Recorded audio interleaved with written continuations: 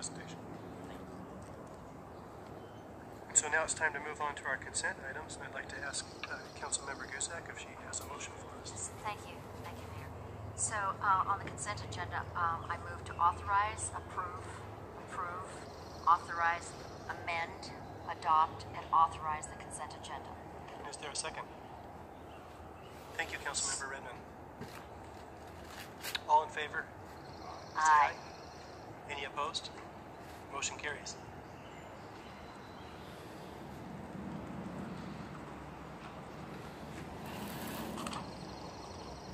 At this point, it's time for other business and information items. I'll turn this over to our council president. Wait, is that right? Let me double check here. Yes, that's right. Other business and information items. Actually, this is open for anybody. Okay, so I do it. Thank you, Mayor. I do have one. Actually, I have two that were brought up during public comment. And the first are the requests by Ms. Gay, Ms. Missouri, and Ms. Davis regarding any updates on the noise issues that have been going on. If Mr. Schuler can provide any updates, that would be great. Yes, I can, and I actually printed that out. So let me get those specific things. I think it is worth our time to just provide a very clear update, which again, the three speakers did a good job. So again, from my standpoint, we started this project afresh. I talked to the state. I've talked to a number of the different agencies. We hired an expert that comes from our insurance company. We talked to our city attorney's office and looked at various options, and all those different jurisdictions we talked to over and over again. The key thing that came back is voluntary compliance with the corporations. 99% of the feedback was, yes, we got compliance because we met with them and we worked on a voluntary compliance schedule. So as your council knows, that's what we started with. So we started with Fred Meyer, again, mentioned, but Councilmember Redmond has been in every one of those meetings, and Mayor Kartak has been also. So this has really been a collaborative approach. We didn't want to just meet with the store managers. We wanted to meet with the corporate entities so that we had not just a promise from that store manager, but we had a real promise from the corporation, so to speak. So we met with Fred Meyer, and their previous quiet hours that they had was from 11 p.m. to 5 a.m. They agreed in writing to extend that, has been mentioned, from 9 p.m. to 6 a.m. And so we got that commitment from them. And in my feedback in working with Ms. Gay and others, my feedback to them is that thank you so much. We do want to continue to work with you on mitigation to at least moving that from 6 a.m. to 7 a.m. So that was our clear feedback to them, is thank you for the extension from a 6-hour quiet time to a 9-hour quiet time, but we'd like to make that 10 hours of quiet time if we could. And then we met again, and there were some changes at Hagen's, and they've gone through a lot of corporate restructuring. A lot of you know they've gone through hell, as they kind of described it, back and forth with some of their stuff. And so we met with them, and they could commit to a 10 p.m. to 7 a.m. quiet time, but they told us that there was a provider that comes out of Auburn that basically they can't control, and that provides, they will be told that the delivery will be there at 10 p.m. and they'll show up at 4 a.m. And there's nothing they can do about it this time. They're going to work on it. Their goal, they felt that they could commit to 10 p.m. to 7 a.m., but they could not commit to that. And so Councilmember Redmond and Mayor Kartak and I met, and we felt that since they could not commit, we had promised, and the way I've described before was the next step would have been to go to Home Depot, but we stopped that, and we are now internally talking about some sort of other next step, and we will be bringing that next step to council, and we'll be making a public announcement of that once we have ran that through the proper legal review. So I can't provide any more details on that other than based on the fact that we could not get a commitment at Hagen's, we are going to be taking that next step, and that next step will not be voluntary. And I don't want to get any other more detail on that at this time. But I certainly can take any questions. Thank you, Mr. Schuler. Councilmember Guzak. No, I don't have it. Oh, sorry. Anybody else? Okay, so it's time for Councilmember. I'm sorry, Mayor. I do. There was one more. Sorry. And my apologies. There was one more question that was brought up by Ms. Johnson regarding any clarity on the audit that was in the Tribune article, and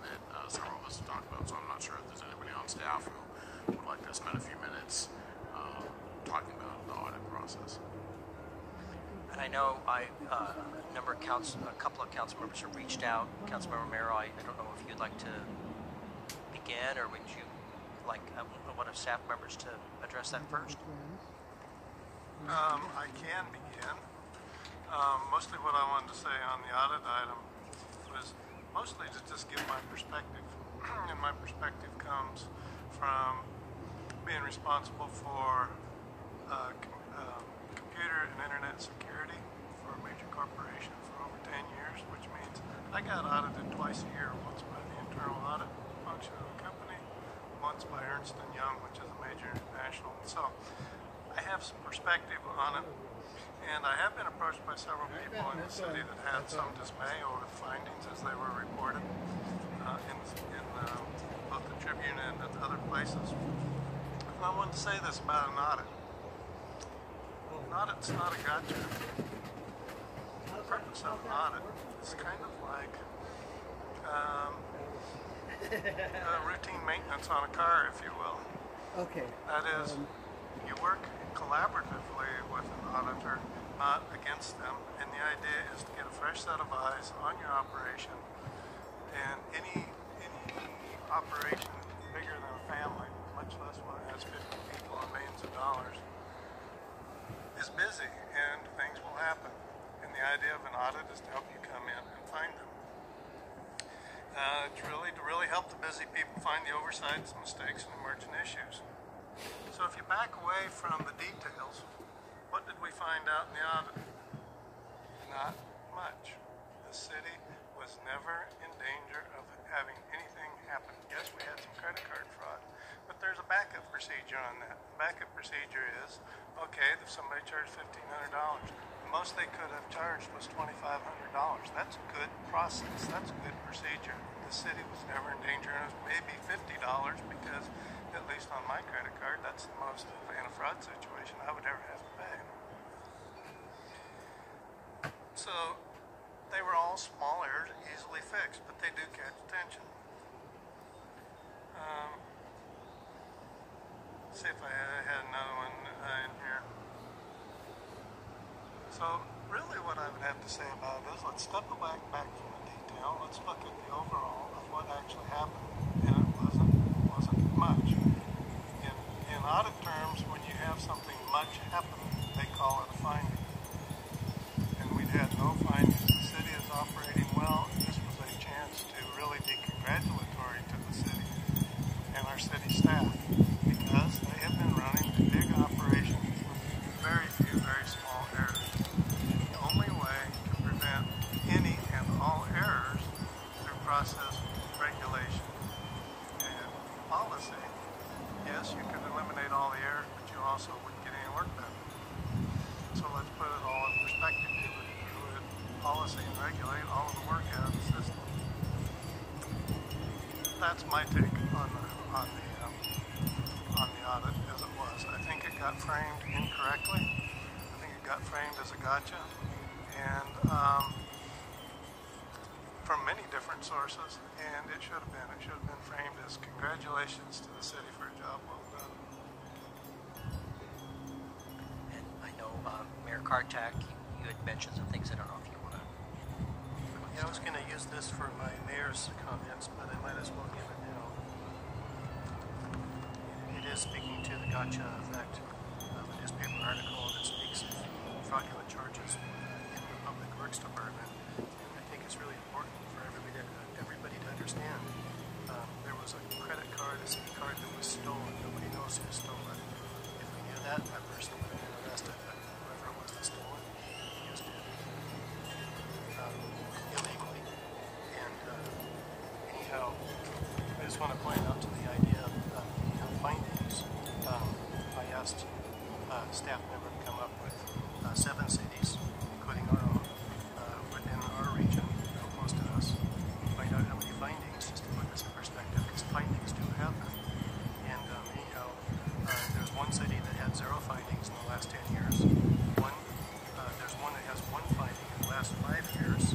There's a city with 3 findings in the last 10 years. One with 3 findings in the last 5 years. There's one with 2 in the last 10 years.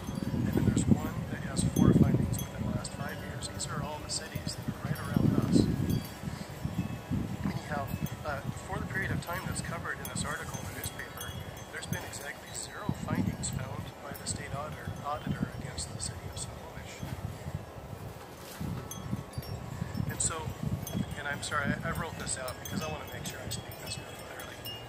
And so last year, a city credit card gets stolen from an employee without their consent and without their knowledge, and used by the unknown perpetrator quickly thereafter.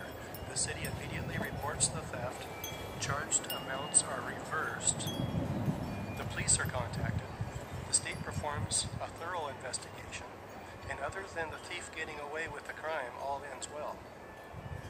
And yet this local newspaper writes on the front page of the Tribune a gross misstatement that there were fraudulent credit card charges in the Public Works Department. And now I get questions from folks asking why I haven't fired anyone yet. First of all, this happened a long time ago, but most importantly because there's nothing to fire anyone for. It is a shame, and I'm deeply disappointed that the Tribune was not careful in their wording throughout the entire negative article. And to correct another false impression made in that article, a finding by the state auditor is not the highest level of alarm. It's the only level of alarm. There were no findings here at any time, or at any time during Debbie Burton, our finance director, during her service to the city as our finance director. The state has found no alarms here.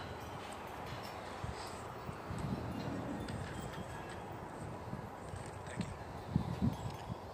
And then I just thought I'm going to be very brief, but I thought it was important on the new city administrator, work collaboratively with our other staff and with the mayor and with you. I thought it would be important to say, number one, we will make mistakes. I'll tell you right now, we make mistakes every single day. We try to correct those. Things look different in hindsight. We try to correct those. We will continue to make mistakes. Our goal, I think very correctly, our goal, like Councilmember Merrill said, is, and I've worked for the federal government before, where you will spend on a project $10 to make sure that dollar is spent correctly. This community does not have that ability to spend that kind of money to make sure every single dollar is checked 17 different times and gone through all these different reports. So I think we provide a very good balance right here. If there's ever that time where we're moving too fast and we start to have issues, those will pop up, and council will direct us to take a different approach. But right now, I think we're in a wonderful situation. And I agree, the real headline here is state auditors spend a month at the city. A month. I don't know how many were here. It might even been more than a month, but at least a month, and went through all sorts of things. Every year they come through here. When we have federal money, they come out here twice. And just look at the federal money, because again, the feds require that special, unique audit. Again, my expectation would be that the audit would be, hey, if there is a story, city has audit, and you're right, no findings. Right out of the report, in compliance, good job. And those that sat at the exit interview can repeat all that positive accolades that came from our regulators and sat overs. I've grown callous to the fact that the newspaper doesn't care about that. And they have apologized to me before and said, gosh, we're sorry that we didn't really state the full story. I'm here to tell you right now, I don't believe that anymore. If you step on my foot one time and you say you're sorry, I believe you. 3 times, I start to say, well, you're kind of clumsy, so I'm going to stay away from you. At the 8th time, I don't think this is an accident anymore. I think this is part of some sort of process that you feel is correct to do. And I am very disappointed. They talked about 3 accounts of fraud. One the mayor spoke to. The other 2 was what has happened to all of us, where someone gets a hold of a number. I got a call one time from our credit card company. Did you just buy a t-shirt in New York? No, I did not. My wife and I did not. I can see that you guys just bought lunch in Bothell 20 minutes ago. Thank you, Mr. Schuler. We're going to cancel your card. Said, how would these people get a number? Those are the other 2. Was that mentioned in the article at all? So they accused the city of fraud.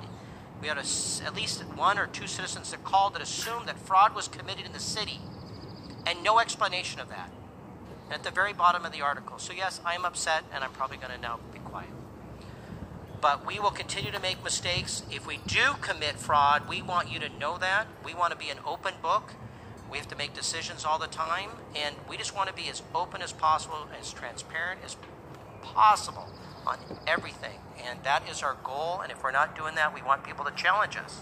And we want that to be, when the auditors come here, we open up everything for them, and that's our right. So anyway, if we fail on that, my job will be come to you and say, I'm sorry. If it's really, if it's really something serious, then we're going to have to follow up on that very seriously. But in this case, that was not the case. But that was the assumption that was provided by the newspaper.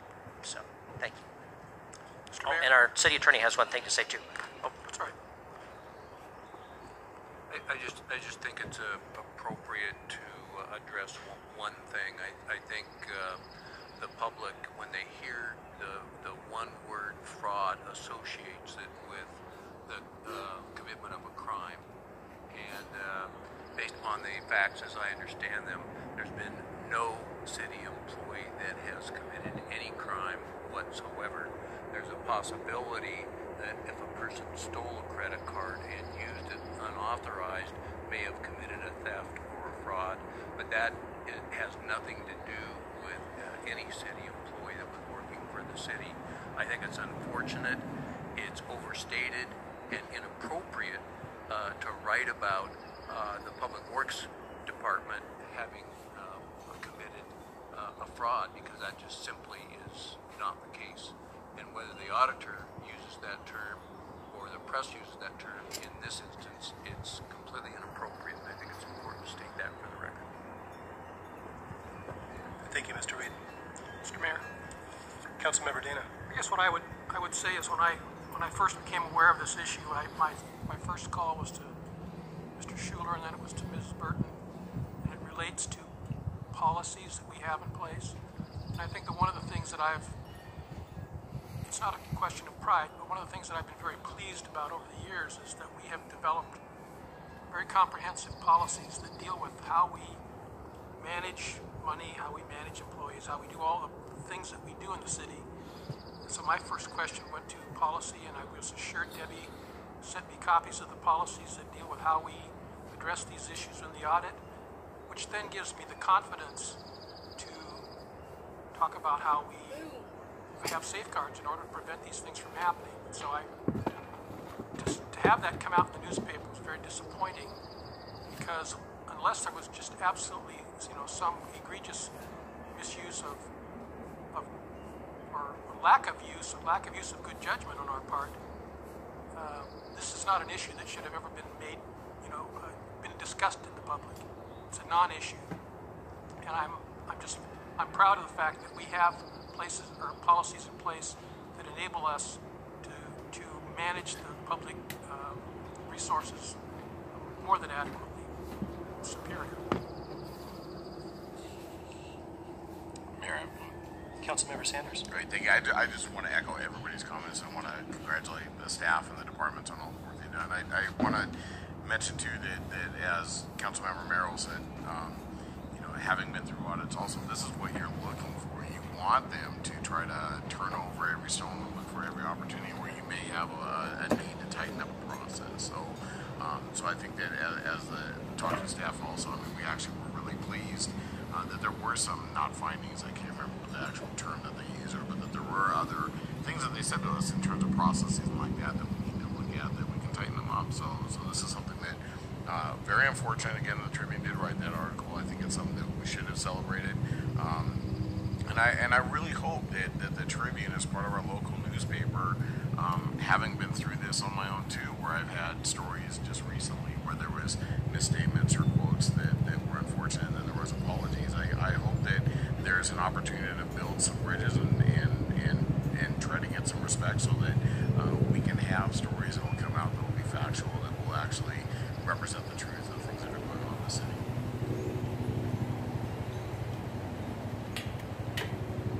Councilmember Redmond? Thank you, Mr. Mayor. I just wanted to say I actually wasn't as upset by all of this as a lot of other people seem to be, because I understood what the terms were, because I sat in on that audit, on the report of the audit. And I think part of the problem started with a post on Facebook saying, look at all these things that are listed in this audit. Well, these things are all just ways to help us tighten up our ship, basically. And that's really all those, the word isn't findings, I don't remember what it's called either. But management recommendations. Yes, the recommendations. These recommendations are just ways to say, hey, you know, this is okay, but it could be better. This is how you should do it, or these are items to look at. And that's really all that was found. And so I actually reported from here, after sitting in on an audit, that there were no findings. And I guess somebody decided they wanted to try to do a gotcha on us, and that was what happened. But the things that were mentioned were in the past. They're not current. They've been fixed by Ms. Burton on some of those, and there really is nothing to be concerned about. So I think that if anybody sees something like that in the future and isn't clear what some of those what that terminology means, find out, ask before jumping to an assumption that there's been some wrongdoing. Because the state, can you imagine going through a city's books or any household's books for a whole year, looking at everything with a fine-tooth comb, finding like little tiny line items and saying this is something you need to look at for the future? That's a lot of work, and that's what they do. And that is as much as they found. So really there is nothing to be concerned about, and that would be my final statement on it. Thank you. And to build on that just a little bit, some of what they write down is word for word concerns that comes from the public to them. They write them down. And so they write them down as they hear them. And so where it seems to be a statement of something that happened, it wasn't. They've looked into a lot of the, I don't know if there was any citizen concerns that were substantiated when they looked into them.